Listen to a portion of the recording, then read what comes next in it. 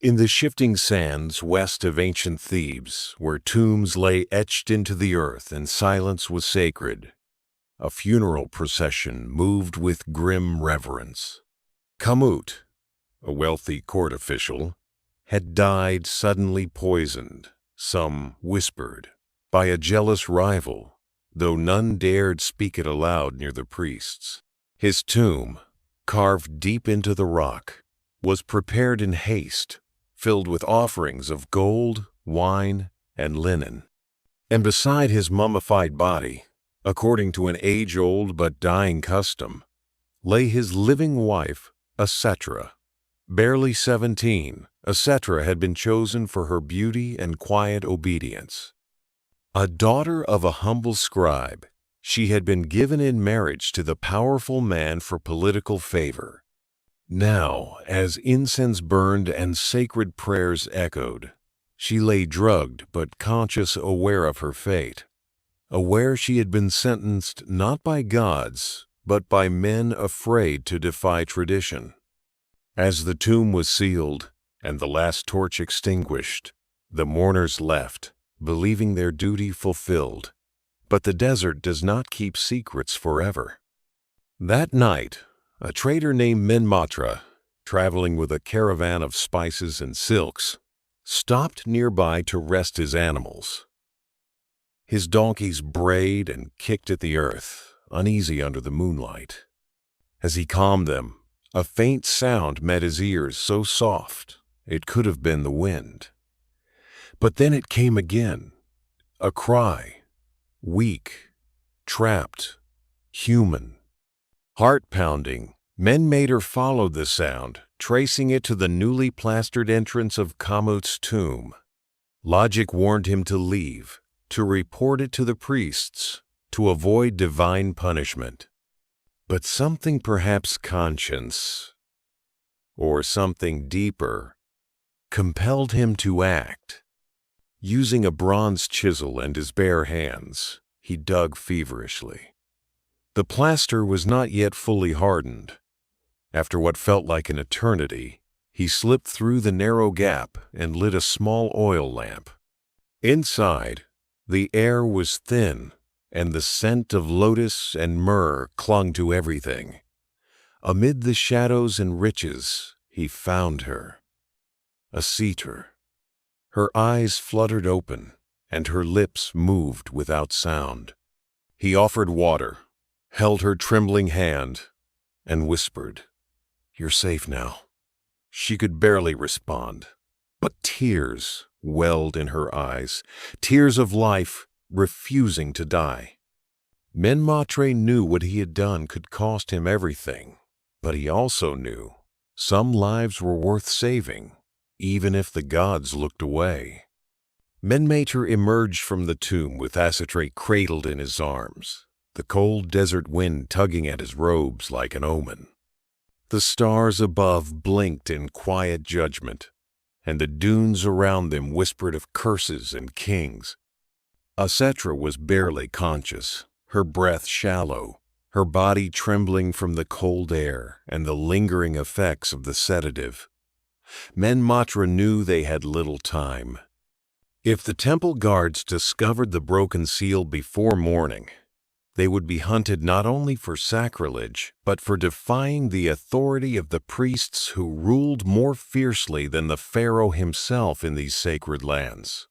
He wrapped Asetre in a woolen shawl from his saddlebag and laid her gently on the back of his camel, covering her with woven blankets that smelled of cumin and incense.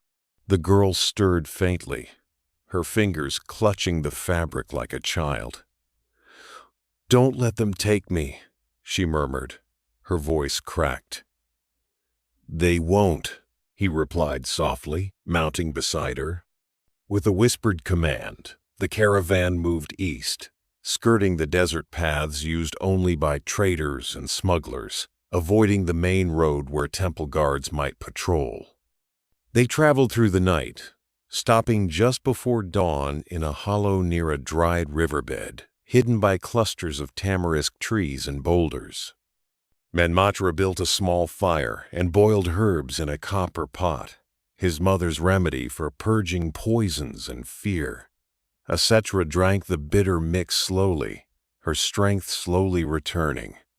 She stared at the traitor with cautious eyes, eyes that had seen death, betrayal, and now the unlikeliest of saviors. "Why did you save me?" she asked. He didn't answer right away. "Because I've buried too many things in this life. I didn't want to bury a girl still breathing." Silence settled between them as the sun rose, casting gold across the barren land. Menmaatre handed her a small roll of bread and dates. "Eat. We'll move again when it's safe." She nodded, chewing slowly, her body still weak but her spirit awakening. For the first time since she was taken as a bride, she felt something stir in her chest, not just survival, but the distant warmth of hope. She was not a widow, not a sacrifice, not yet. And now, with each passing mile, she was no longer alone. By the third day, word had spread through Thebes like wildfire. The tomb of Comet had been desecrated, and the body of his young wife was missing. The high priests fumed in the temple halls, declaring it an affront to the gods and a disruption of divine order. They blamed grave robbers at first, but there were no signs of plunder, no stolen gold, no missing statues, just the broken seal and a trail of footprints leading east. Quietly, a bounty was placed on the one responsible. Whoever dared interrupt the sacred rites would answer not just to the priests, but to Pharaoh himself. Menmaatre knew this, of course. Every village they passed whispered his name like a curse or a legend. Some called him a thief of the dead, others a madman. But he didn't care. His only focus was on Asetre. She had recovered enough to walk short distances, and her silence had become companionship. She listened when he spoke about trade routes, about spices and silks, about foreign ports beyond the Red Sea. She did not interrupt, but she looked at him in a way that told him she was listening to more than just his words. They stayed hidden by day and traveled by starlight.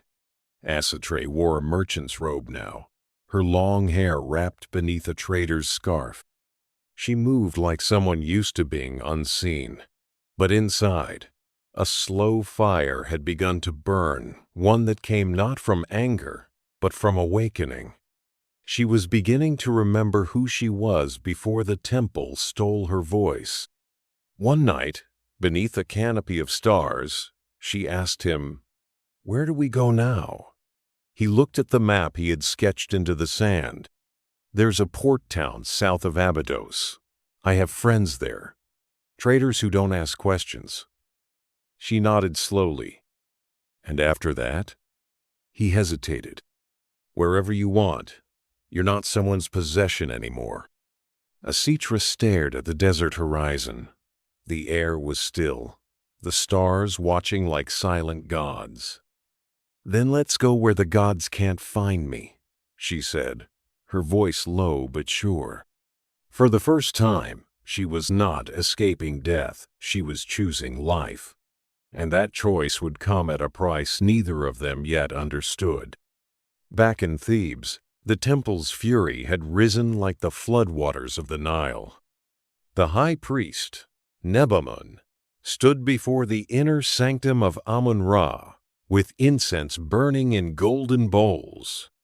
His voice a thunderous echo against the stone. "The dead cry out for justice," he declared, "and we will answer."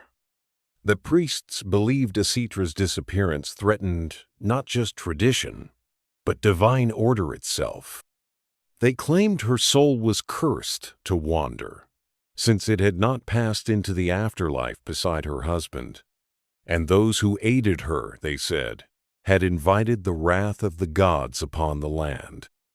A decree was issued. Search parties were sent to the villages east and south. Temples in smaller towns were instructed to offer rewards for any information. And from the ranks of the temple guards, a man named Hori was chosen to lead the pursuit.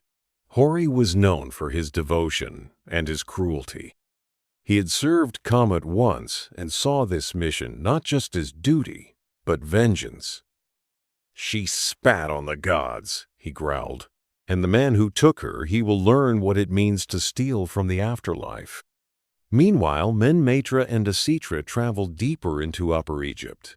They stayed off main roads, sheltering in shepherds' huts or abandoned shrines. Asetre was stronger now. She no longer stumbled when they climbed rocky paths, and she asked more questions, curious about things she'd never been allowed to learn in the stone halls of Comet's house. "Did you always trade?" she asked one morning as they crossed a narrow canyon. "No," he said, smiling faintly. "I once studied at a temple myself, left when I realized truth had little place there." She nodded, as if understanding more than he expected. That night, she traced the stars with her finger, recalling names her father had once taught her. "You know the constellations?" he asked. "I knew them before I knew how to pray," she said. "The sky listens. The gods below only demand." But as they found comfort in the wilderness, danger crept closer. In a village 2 days behind them, a boy had spoken of a trader and a veiled girl who asked for dates and honey. The trail was growing clearer, and Hori, sword at his side and judgment in his heart, was closing in. The oasis town of Pernemti shimmered in the heat like a mirage. Palm trees swayed gently over pools of clear water, and the market buzzed with the clinking of bronze and the hum of haggling voices. Menmaatre and Asetre arrived at dusk, dressed as a traveling couple, quiet, unremarkable. She walked beside him with a steady gaze and a covered head, her face half hidden beneath a trader's veil. Yet even hidden, she carried herself differently now, no longer shrinking, no longer afraid of her own shadow. They needed supplies, grain, salted meat, a new water skin, and Menmaatre had a contact in the town, a spice dealer named Chari, who owed him a favor. While Menmaatre went to negotiate, Asetre wandered the edge of the market. She passed a woman selling coal and papyrus charms, then stopped near a group of children playing with carved stones. One of the girls offered her a piece of flatbread, and for a moment, Asetre smiled something pure and unguarded. But in the crowd beyond, unseen by her, a pair of eyes locked onto her figure. Hori had arrived. He watched from a shadowed alley, flanked by 2 temple guards dressed in civilian robes. He did not act immediately. He studied her movements, the way she spoke, the way the trader returned to her side protectively. There was no mistake, it was her. Alive, breathing, a stain on the sacred order. That night, as Menmaatre and Asetre made camp outside the village under the cover of a thorn grove, Hori sent one of his men to deliver a message to Thebes. "Found them. Awaiting orders. Will follow discreetly." But Hori had no intention of waiting. Inside their small tent, Menmaatre sensed the shift in the air. "We can't stay long," he said quietly. Asetre nodded. "You feel it too." He reached for his dagger and checked the straps on their camel. "They're close." She stared into the fire, her voice calm. "Let them come." He looked at her, surprised. "You're not afraid?" "I was buried alive," she whispered. "What fear is greater than waking up to death?" Her words settled between them like an oath. Tomorrow they would run again. But for tonight, under the stars and beside the fire, they prepared not as fugitive and protector, but as something fiercer, as 2 souls unwilling to be erased. At dawn, The caravan left Pernempty behind, the camel's hooves pressing deep tracks into the pale sand. Menmaatre chose a narrow route through Wadi el Ser, a dry ravine flanked by cliffs and broken boulders. Few traders passed through here. Too many tales of bandits, wild jackals, and spirits of the unburied. But to Menmaatre, it offered one thing more valuable than safety: invisibility. Asetre rode beside him now without fear. She held the reins loosely, a curved blade tucked beneath her sash, hidden beneath folds of linen. She had insisted on it. "If they find me again," she'd said, "I want to meet them standing, not lying in a tomb." Menmaatre had taught her how to grip the hilt, how to move with balance. "Strike only if there is no other way," he warned. "Even when you have the right, killing carries a weight." She understood. Death was not something distant to her. It had already reached for her once. They reached the heart of the ravine by noon. The silence here was thick. Menmaatre's instincts twitched. He dismounted and examined the path ahead. Disturbed sand, a faint scuff on the stone. Too clean, too deliberate. "It's a trap," he muttered. But before they could turn back, figures emerged from behind the cliffs. Hori stood at the head, arms folded, his blade reflecting the sun like a snake's fang. "You ran far, traitor," he said. "But not far enough." Menmaatre stepped in front of Asetre, his body rigid. She was alive. They tried to bury her breathing. "You call that sacred?" Hori's expression didn't change.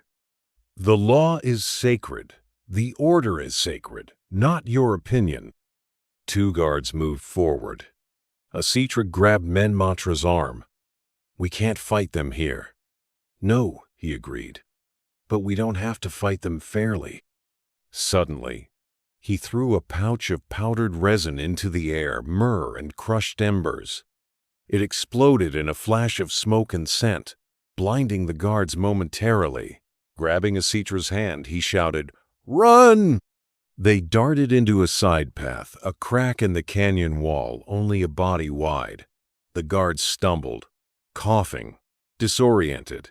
But Hori, wiping his eyes, followed with burning fury. "You won't escape again," he hissed.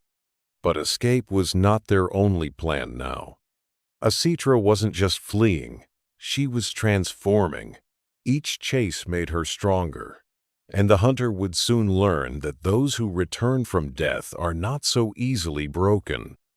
They emerged from the narrow fissure hours later, scratched and breathless, into a forgotten valley hidden from the world. Here, the sands were darker, richer, and the cliffs bore carvings eroded by time, fragments of gods no longer worshipped, prayers no longer spoken.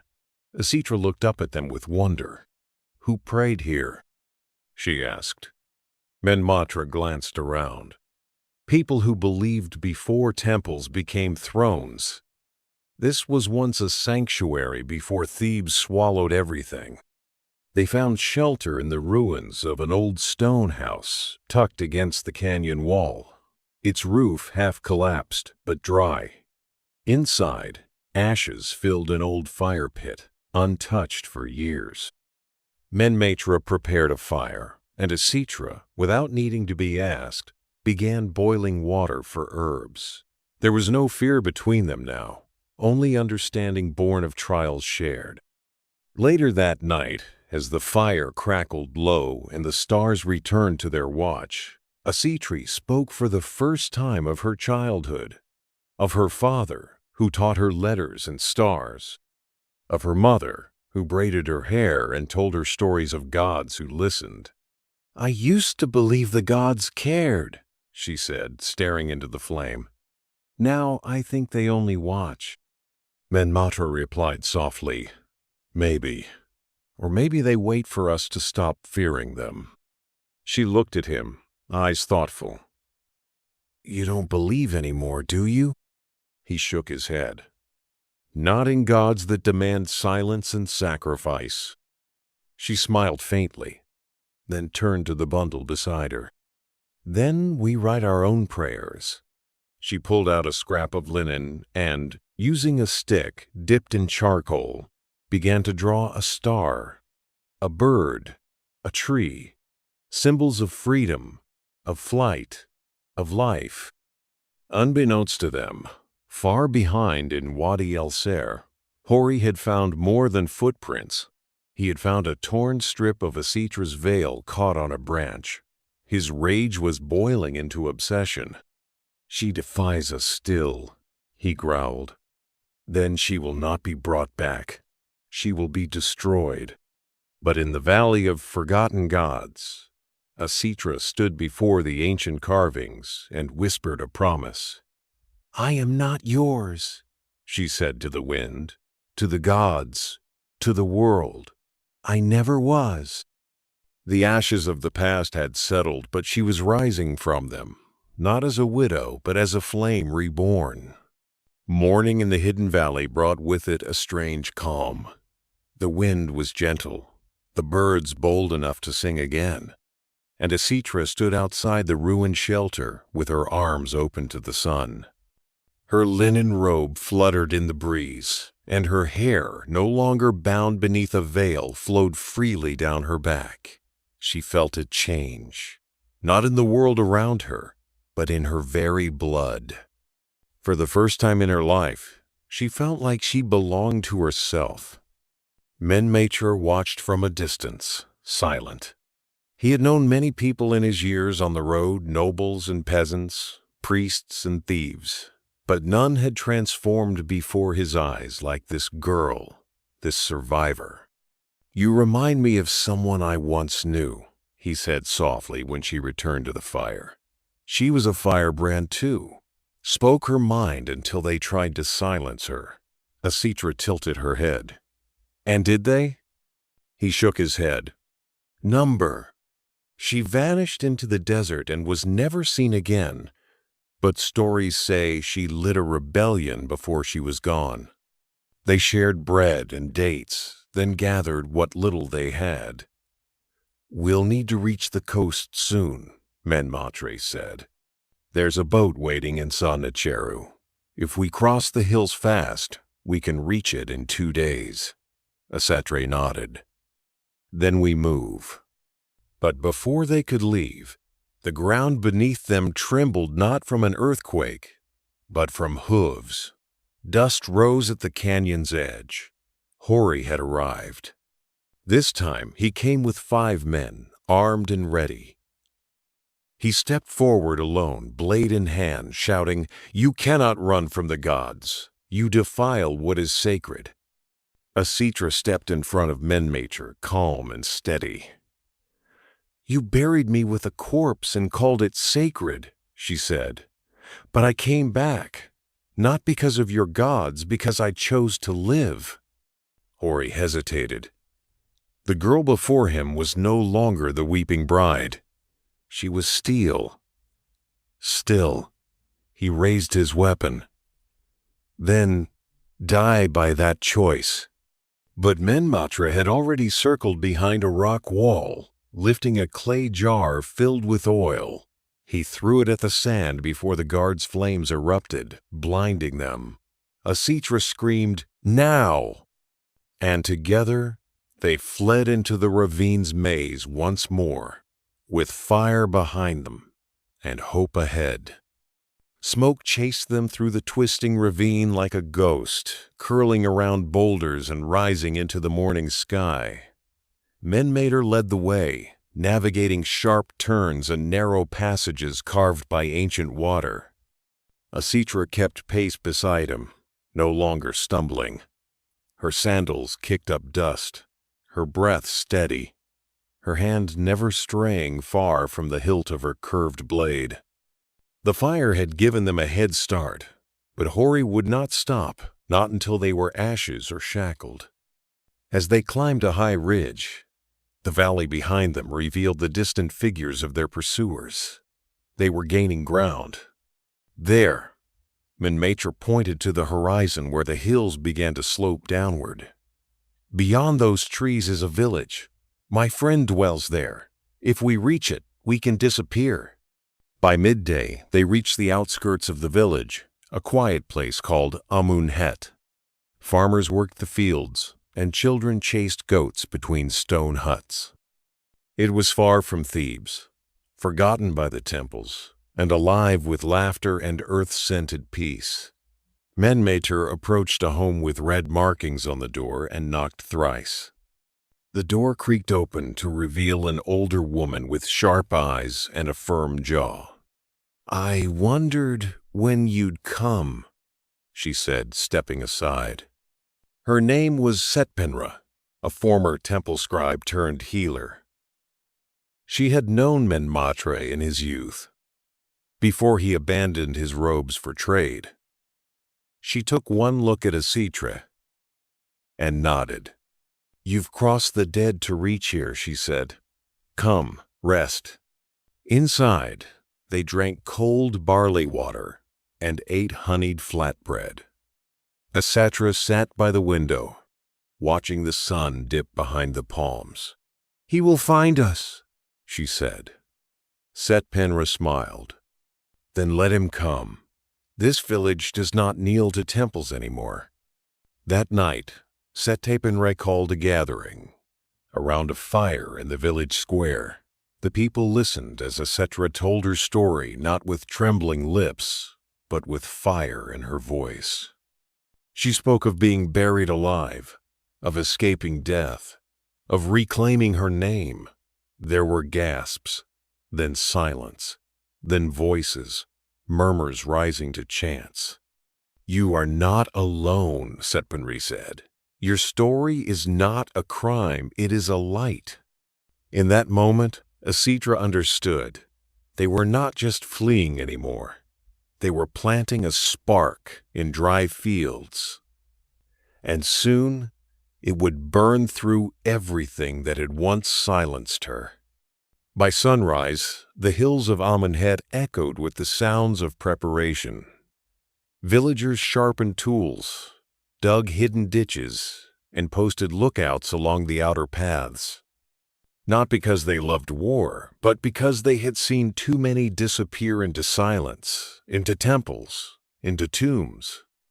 And now, a girl who had escaped such a fate stood among them, not a ghost, but a voice, stirred something ancient and forgotten. Defiance. Asetre stood tall near the village gates, wrapped not in widow's linen, but in a deep ochre robe stitched with palm leaves, a gift from the healer. Her hair was braided with clay beads, her blade tied at her side. She was not a bride, not a sacrifice. She was a story still being written. Hori arrived before noon. He rode at the head of 5 temple guards, his eyes wild with rage. He did not wait for parley. He shouted, "Hand over the girl and the traitor, or your homes will burn and your children will cry to gods who won't answer." But no one moved. Not a step, not a whisper. Setpenra stepped forward. "You've mistaken us for cowards, Hori, but we remember the old gods, the ones who listen, not demand." A villager drew back a sling. Another raised a pitchfork. Hori, realizing he was surrounded by more than farmers, turned his horse sharply. "You think this is over?" he spat. "The court will hear of this." Asetre stepped forward. "Then let them hear. Tell them I lived. Tell them I speak." He stared at her one last time, this girl who refused to die, who defied temples with only her breath, and then rode off, retreating not just from a village, but from the idea that fear could rule forever. Days passed, then weeks, and though the temple raged, it dared not send soldiers again too far, too loud, too risky. Menmaatre built a home near the fields. Asetre planted herbs. children asked her for stories by the fire, and she told them softly, then proudly. She became more than a girl who escaped a tomb. She became legend. And somewhere in the records of Thebes, her name remained marked as dead. But far from their scrolls, beneath starlit skies, her voice rose with the winds that once whispered over burial grounds. Asetre lived. Not hidden, not buried, alive and louder than any curse.